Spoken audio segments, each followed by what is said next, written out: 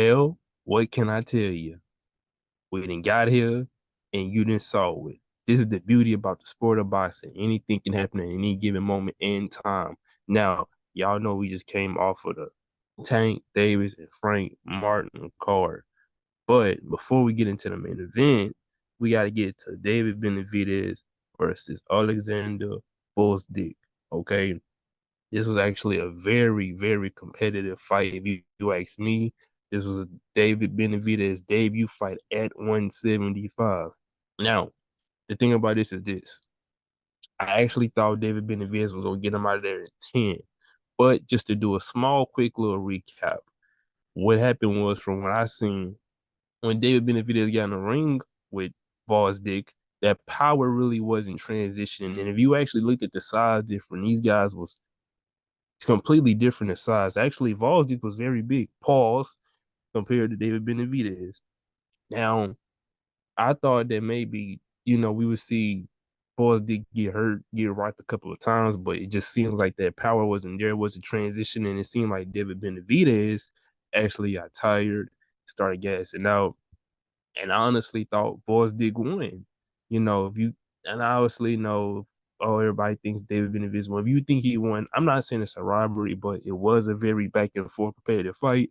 But for his debut fight, it wasn't bad. It's just that he's going to have to know how to manage that gas tank now, and he's going to have to try to learn, or I'll say this, or even grow into the weight, because you could tell his power didn't really transition in his debut fight. But it's really so far my strategy as far as the David Benavidez Alexander Gvozdyk. But on the pass over to you, Mario, what's your thoughts on this fight?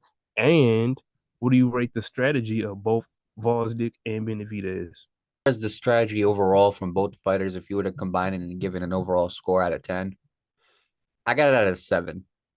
I think Gvozdyk, now I'll say this, he did a good job with the jab and moving. I talked about that, how I feel like that is a good way to beat David Benavidez, is to stick your jab and control your footwork and movement. Let me tell you this, okay? Before I continue, Breezy, I hope you're ready because the comments are going to be on your neck about David Benavidez. They're going to be like on your neck. They got on mine about tiny stuff. They're going to be on your neck about that hot take, but it's a great hot take. Who doesn't like a good hot take in sports? Who don't like a good hot take in sports? You know what I'm saying?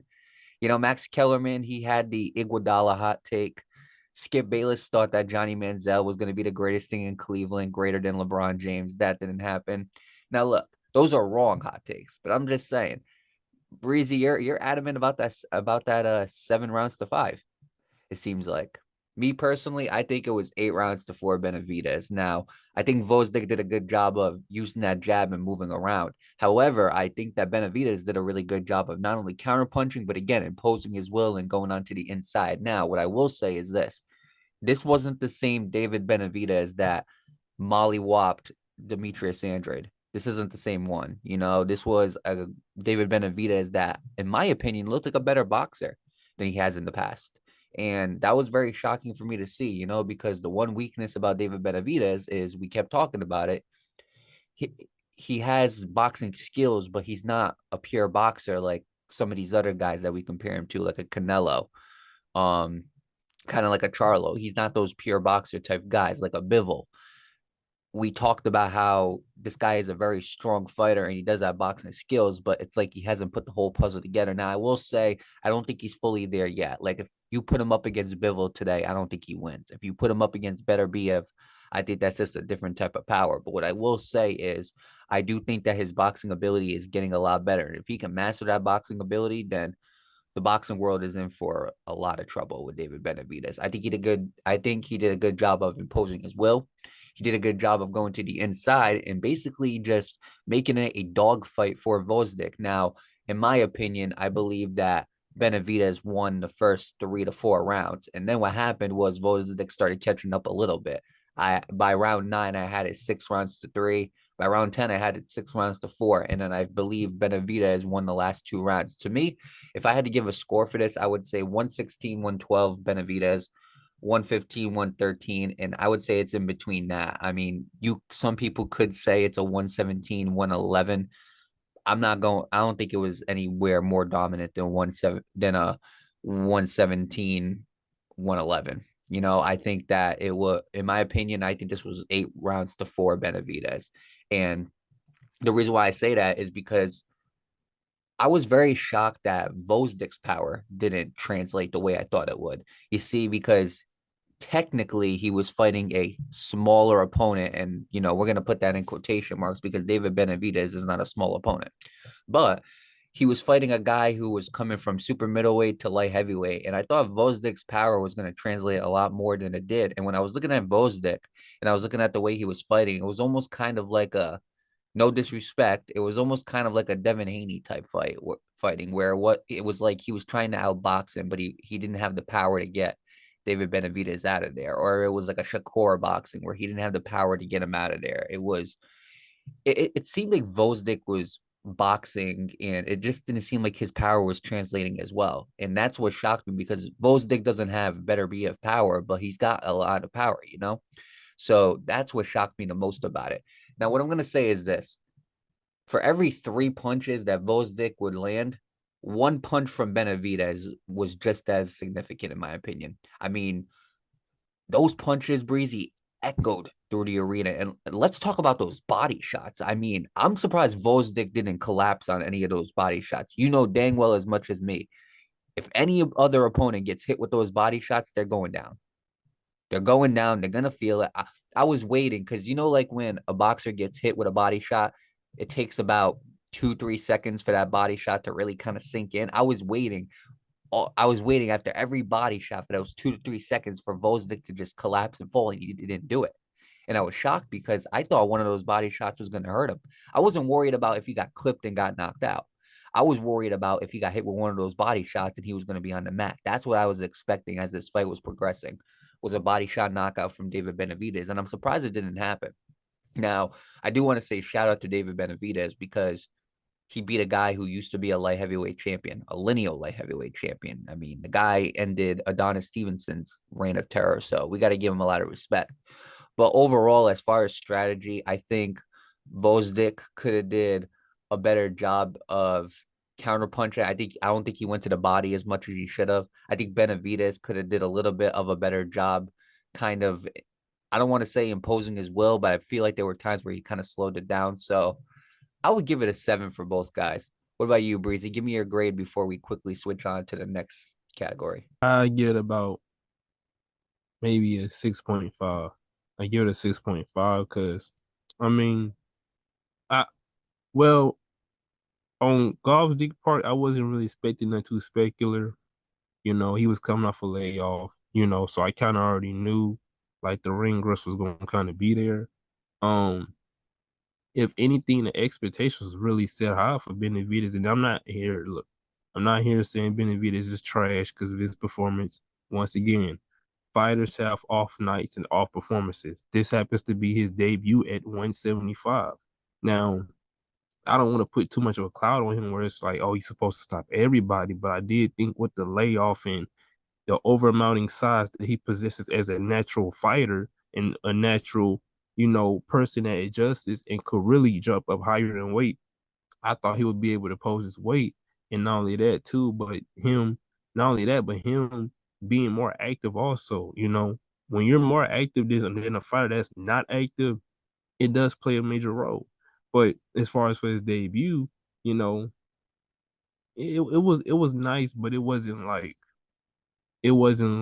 oh yeah, he's ready for better be Bivol type. It was kind of like we might want to keep him away from them from right now. So I say I give about a 6.5.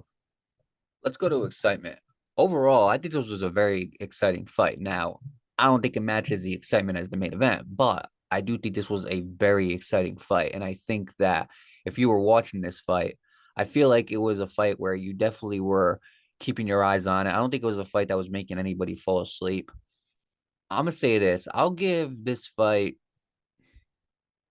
a 7.5. The reason why I say a 7.5 is because, in my eyes, now yours might be different because it was a closer fight, but in my eyes, I felt like Benavidez did a lot of dominating. And I feel like the later rounds, I feel like Gvozdyk made it very, very exciting. I think Gvozdyk had his moments where you're thinking, like, hold up, he could be turning the tide. And I do believe that both of these guys had their back and forth moments. And from the power that David Benavidez was possessing to all the times that Gvozdyk would counterpunch David Benavidez. I believe that there was a lot of excitement. I believe that as a boxing match, and if you're looking at it as a boxing ability, boxing skills type fight, I think it was a very exciting fight. I got to give it a 7.5, man. So, with that being said, Breezy, I feel like you got a different opinion than me. Let's hear it, man. As far as excitement, scale on 1 to 10. Excitement wise, as far as excitement, I wouldn't really say this was that exciting. I give it about a 5. I mean, it really wasn't no excitement to it. The only thing that was really exciting was about you got David Benavidez coming from 168. He couldn't land the big fights with Canelo. He couldn't get any other fights. He's been clamoring to be that top name and top face in the division. So he's going up to this bigger weight class with guys who can technically box like Bivol and guys who could crack and box like a Beterbiev. So that was really the only excitement. It wasn't really nothing too much people was looking into. So I say as far as the excitement, 5. Let's get the stakes real quick. Now, a lot of people are going to be asking, after David Benavidez won this fight, what do we do now? And we've been saying it for the longest time. Him versus Canelo has to happen, which I agree. But when he goes up to light heavyweight, do you raise the question of him versus the winner of Bivol and Beterbiev? Now, we obviously heard your opinions on that not too long ago, how you said maybe he's not ready for them yet. But obviously, with the stakes of this fight, I mean, I'll put it this way. As far as for me, stakes for this fight, it wasn't for a real world championship, so I can't say that the stakes were that high. But what I will say is for me, I'm going to bump it up to a 7 because I do feel like A, there's going to be the conversations now about him versus Bivol and Beterbiev. And B, I think now since we saw this fight, I think a lot of people are going to start shifting their mind towards David Benavidez to beat and upset Canelo. And I would love to get your opinions on that. But overall, as far as the stakes after this fight, do you feel like these stakes are high? Do you feel like they're probably low and they're probably going to stay that way because it wasn't for a world championship? How are you feeling about that? And on top of that, potential matchups for David Benavidez. I'm not trying to hate on David Benavidez under any sort, under any oppression, but like I said, it was his debut fight, and a lot of people was like, he's a big kid, he's a big kid, he's a big kid, he's a big kid, he's a big kid. Move him up, move him up, move him up. And he gets moved up and he has a performance like that. I mean, the only reason people kept saying, oh, we want to see him move up is because the name's like Bivol. And because you don't, have that much of an impression on the first fight, it's kind of like, well, I will go based off of your last performance. So there is low.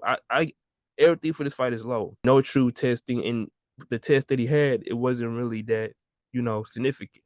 Impact. What impact does this have on boxing itself, the light heavyweight division? I give it a 6.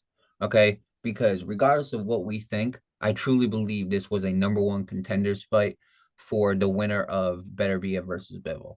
I truly believe whoever wins between Beterbiev and Bivol is going to be getting David Benavidez next in Saudi Arabia. So that's big itself. But I'm going to give it a 6. The reason why I keep it at a 6 is because I do believe that as far as the impact in itself, yeah, he gets a number one contender shot. But as far as like the impact on boxing, I don't think this puts David Benavidez on the top 10 pound for pound. I don't think, in my opinion, that he's shown enough to where he could beat Canelo. And if Canelo and Benavidez were to fight tomorrow, I still pick Canelo. Put it that way, because I just don't see the boxing ability really translating still with Benavidez. Now, that's obviously a different topic for a different time. But as far as the boxing impact in itself, what it has on the sport, what it has on the division, I think it's big because they're going to get that fight regardless of what we think about it.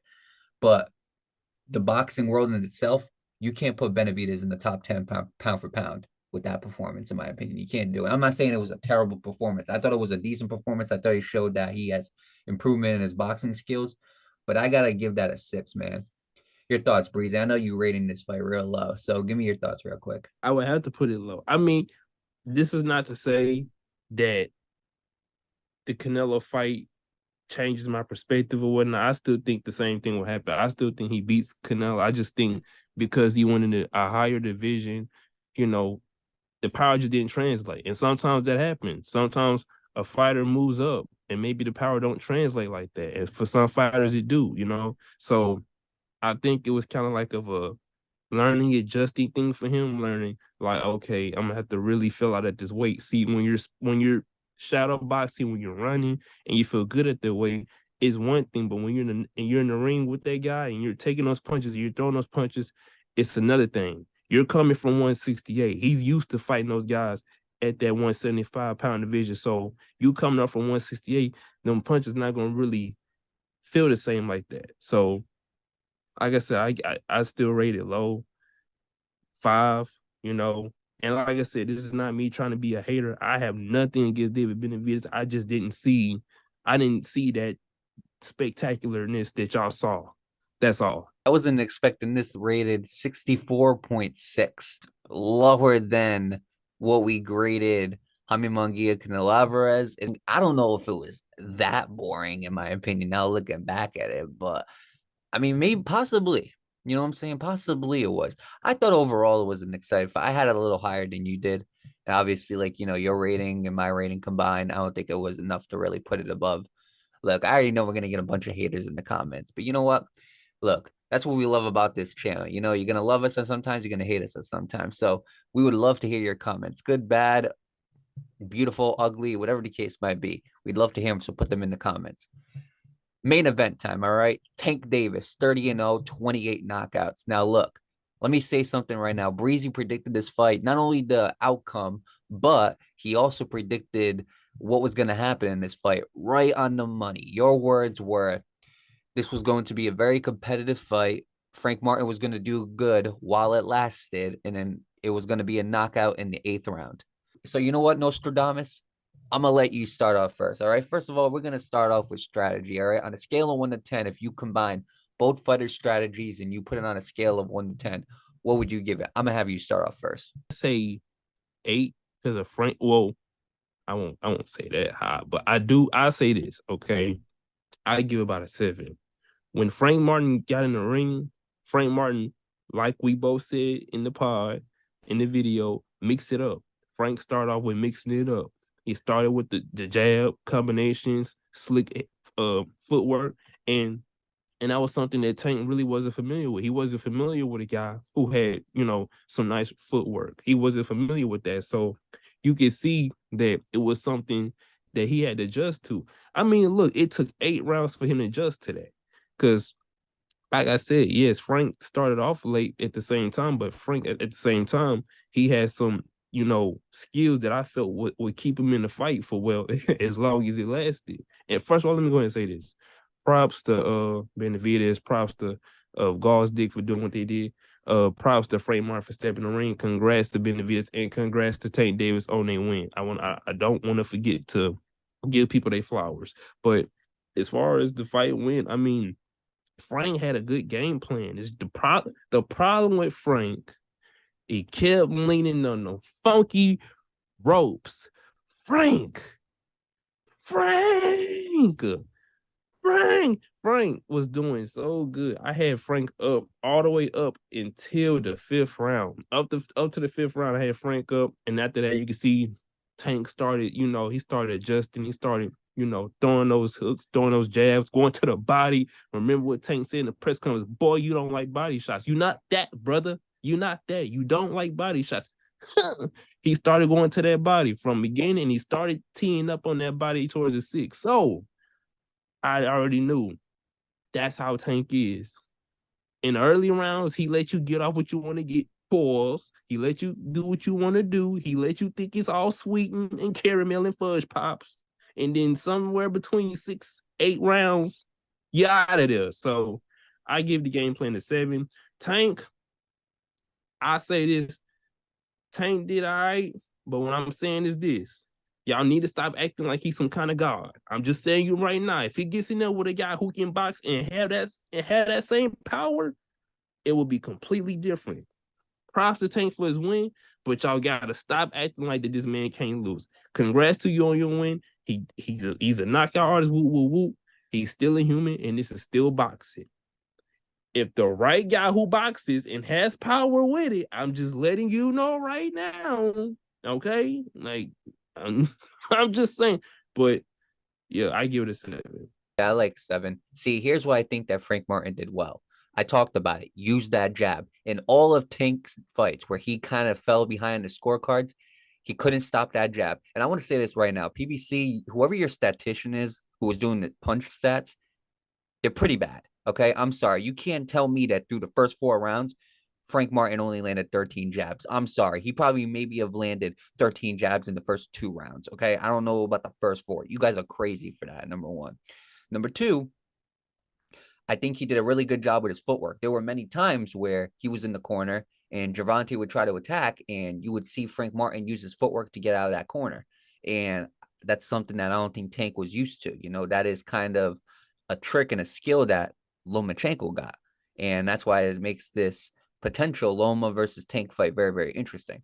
What I'll say that I wish Frank did a better job of making your power known. He did that earlier on in the fight. And then he just let Tank walk him down, and you can't do that. You know, I feel like there were times where Frank could have pulled the trigger and he didn't.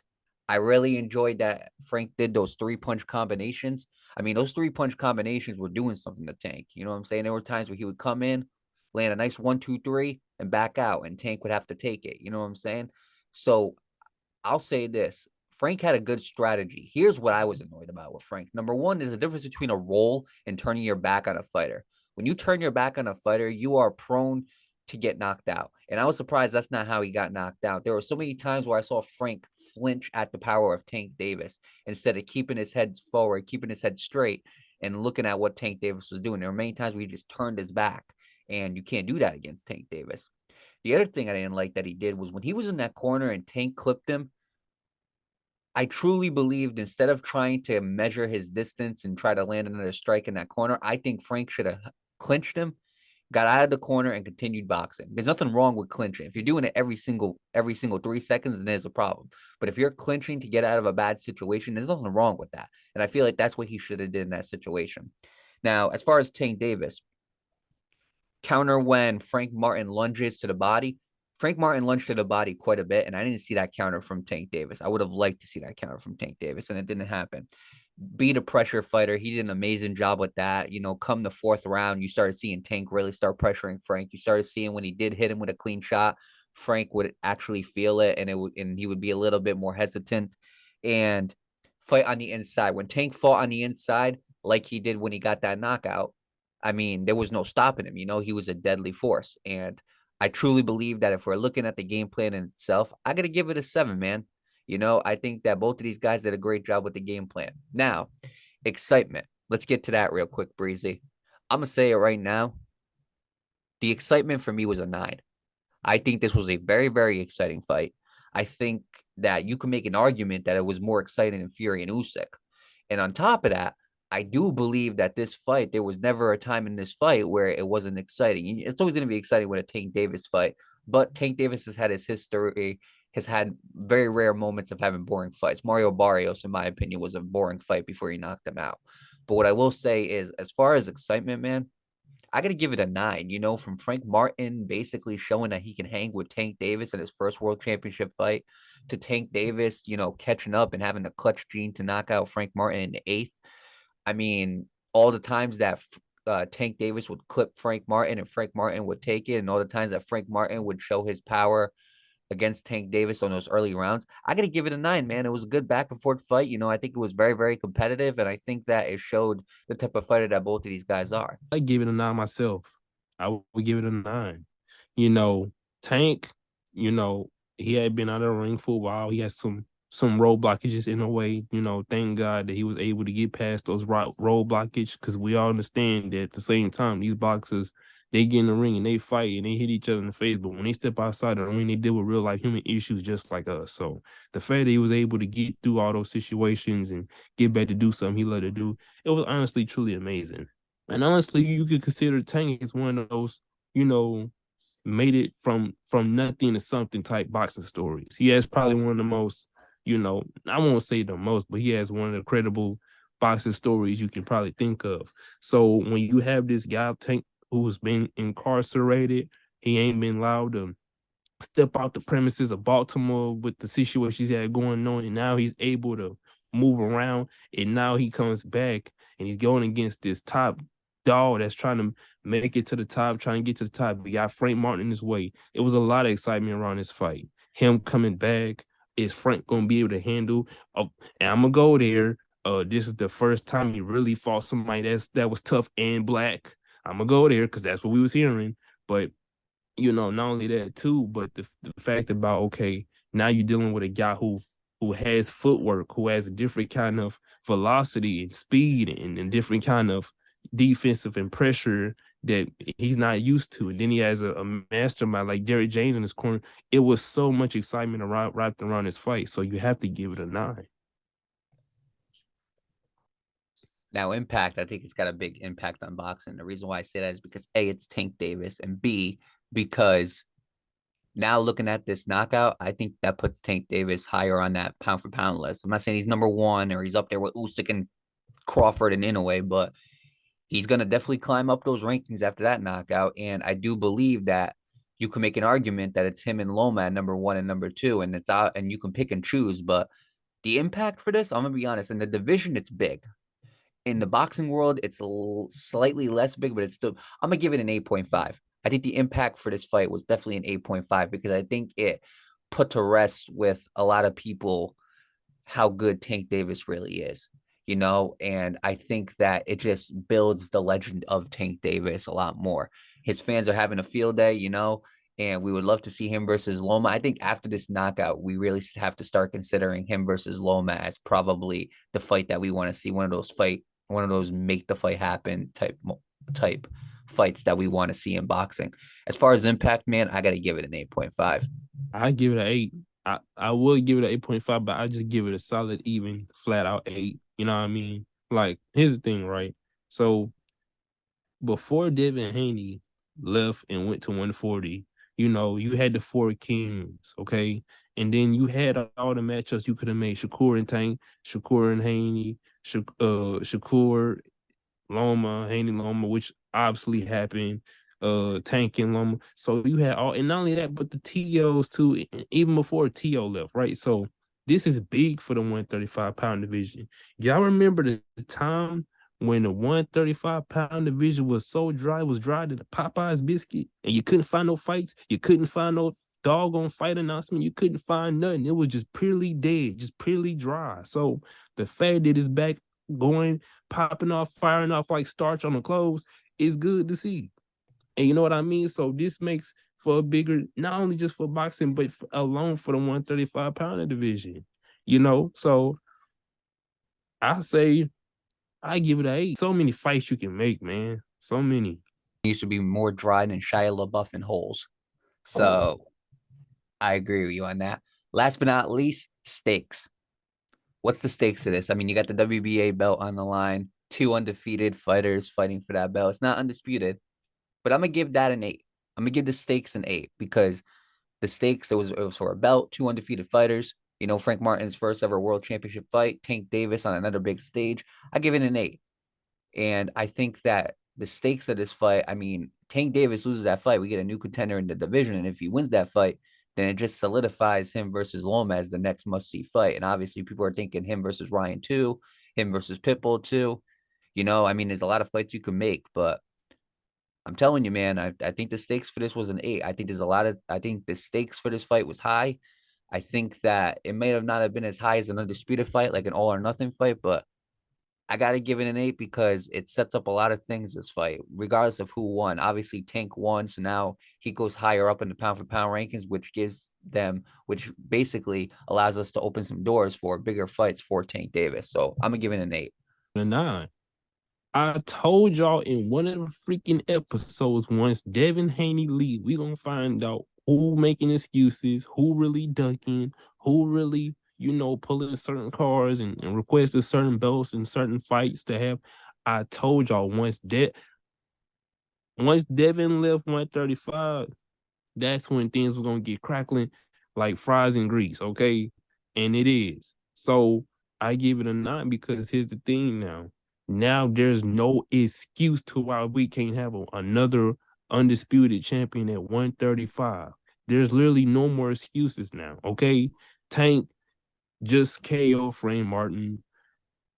Lomachenko then put George Kambosos on the mat, and we got Shakur taking on Artem, coming up very abruptly and shortly. So and y'all know we gonna be on that fight too. So make sure y'all be on the lookout for that too. So the 135-pound division is cooking. If anything, I've been seeing more 135-pound fights this year than I did last year. You know what I mean? So this is good. I give it a 9. Now the chances of the bigger fights happen, Shakur and Tank, Loma and Tank, Shakur and Loma. It just makes it even more possible because guess what? One of those guys wants to be undisputed, and that's only we can be undisputed. So this fight is an 8.18. It is ranked third on our list behind Tyson Fury and Oleksandr Usyk and Inoue versus Luis Neri. So with that being said, man, we covered this episode. We got less than a minute to go on this Zoom meeting. So you know what the deal is. Again, we're going to tell you guys the reason why you should subscribe to us is because we are the boxing channel to subscribe to. With that being said, new, beginner, seasoned boxing fan, make sure y'all stay on point with the Puncher's Point.